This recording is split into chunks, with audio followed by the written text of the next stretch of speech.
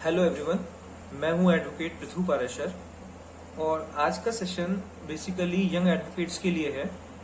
और मैं आप सबको ये बताऊंगा कि यंग एडवोकेट्स के पास क्या क्या सोर्स हो सकते हैं अर्न करने के लिए, क्योंकि मैं खुद इस फेज से निकल चुका हूं और मैं जानता हूं कि जो यंग एडवोकेट्स होते हैं उनको अर्न करने में बहुत प्रॉब्लम आती है। स्टार्टिंग में सब आपको यही सलाह मिलती है कि आप किसी सीनियर के अंडर में जाइए, वहां पे काम करिए कुछ महीने और अपनी प्रैक्टिस करिए और सीखिए।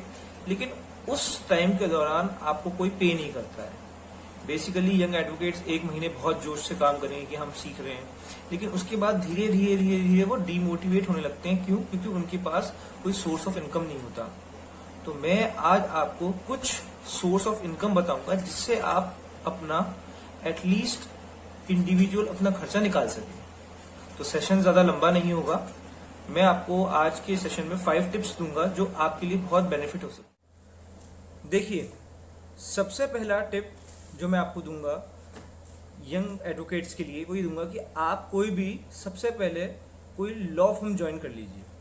अब सबसे बड़ी दिक्कत रहेगी कि आप कौन सी लॉ फर्म ढूंढें, किस फर्म में ज्वाइन करें। सबसे बड़ा डिलेमा आपके माइंड में ये रहेगा।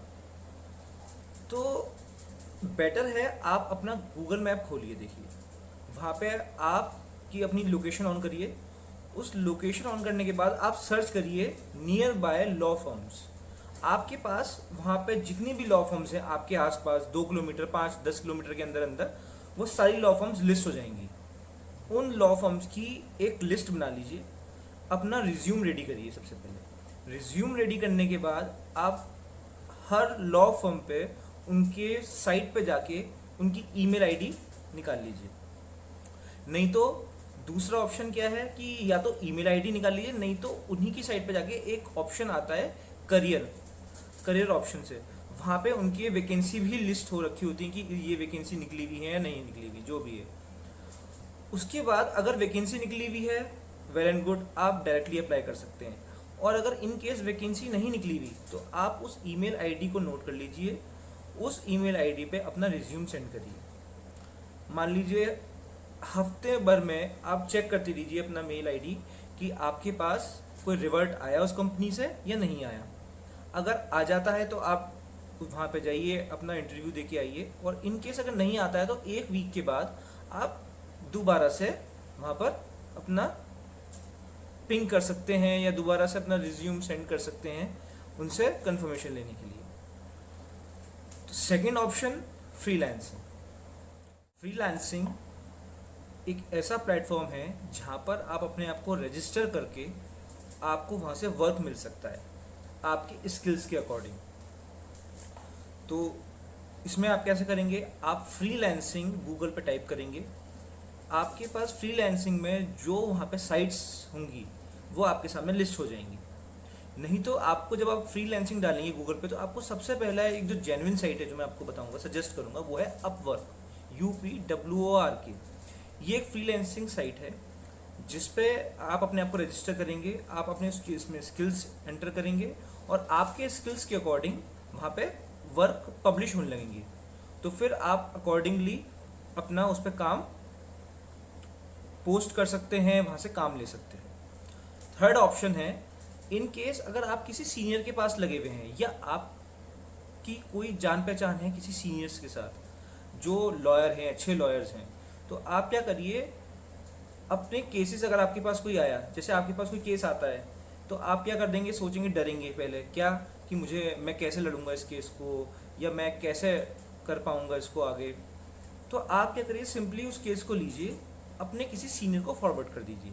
उस आदमी से कहिए या जो भी आपके पास केस लेके आया है कि मैं आपको रेफरेंस दे रहा हूँ, आप ये केस उधर लेके जाइए, नाम बताइए जो भी XYZ आपके सीनियर हैं, और उस केस के लिए अपने सीनियर से बात कीजिए और कमीशन फिक्स कीजिए। बिल्कुल शर्म मत करना आप कि मेरे सीनियर हैं, मैं उनको केस रेफर कर रहा हूँ तो मैं उनसे कमीशन मांग रहा हूँ। देखिए, अगर आप इतनी शर्म करेंगे तो फिर कमा नहीं पाएंगे। कोई भी चीज़ मुफ्त नहीं होती है। सीनियर के पास जाइए, बहुत हम्बल, बहुत काइंड अप्रोच रखिए, कहिए सर ये एक केस है और इसके बदले आप बताइए मेरा क्या कमीशन होगा। आप या उसमें से कोई कमीशन फिक्स कर लीजिए। फोर्थ ऑप्शन है आपके पास कि आप सुपरदारी एप्लीकेशंस को हैंडल कर सकते हैं। सुपरदारी एप्लीकेशंस क्या होती हैं? व्हीकल रिलीज एप्लीकेशंस, यानी कि जब कोई जैसे चालान पुलिस काटती है, कई ऐसे व्हीकल्स होते हैं जो पुलिस जब्त कर लेती है, गाड़ी हो गई, बाइक हो गई, स्कूटीज हो गई, तो एक आम आदमी जो होगा वो डर जाएगा। अगर आपका कोई दोस्त है, कोई रिलेटिव है, जिसकी भी कोई ऐसा केस आया है कि उसकी व्हीकल को पुलिस ने जब्त कर लिया है, तो उस व्हीकल को छुड़ाने के लिए जो एक एप्लीकेशन आप यूज़ करते हैं उसका नाम है सुपरदारी एप्लीकेशन। आप उस केस को हैंडल कर सकते हैं, या फिर आप अपनी अच्छे टर्म्स किसी पुलिस स्टेशन में जो वहाँ के कांस्टेबल्स होते हैं, तो अपनी उनसे अच्छी जान पहचान रखिए। एसआई जो होते हैं तो उनसे अच्छी जान पहचान रखिए।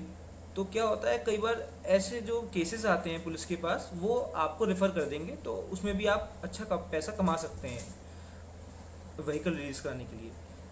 फिफ्थ है बेल मैटर्स। किसी को पुलिस ने पकड़ लिया, मान लो कोई एक्सीडेंट हो गया, किसी से एक्सीडेंट हो गया और किसी को, सामने वाले को इंजरी हो गई, तो क्या करते हैं, पुलिस उस ड्राइवर को पकड़ लेती है। या कोई भी छोटा मोटा कोई भी चोरी चकारी का केस हो गया, तो जैसे पुलिस ने किसी को पकड़ लिया, उसको अरेस्ट कर लिया, तो आप उन केसेस पे नज़र रखिए। और जैसे मैंने बताया, पुलिस स्टेशन में जो पुलिस पर्सनल्स होते हैं उनके साथ अच्छा लिंक रखिए, तो वही पुलिस वाले आपको रेफ़र कर देंगे। तो आप उसको छुड़वाने के लिए अपने जो बेल मैटर्स हैं उनको आप देखिए, तो उससे भी आप छोटा मोटा अपना महीने का जितना खर्चा हो सकता है, जिस जिस हिसाब से केसेस आएंगे, आप अपना इंडिविजुअली अपना खर्चा निकाल सकते हैं। और याद रखिए, बेल मैटर्स में आपकी अच्छी कमाई हो सकती है अगर आपके पास एक अच्छा लिंक और एक अच्छा सोर्स है, नेटवर्क है। ठीक है, तो आज की वीडियो के लिए सिर्फ इतना ही।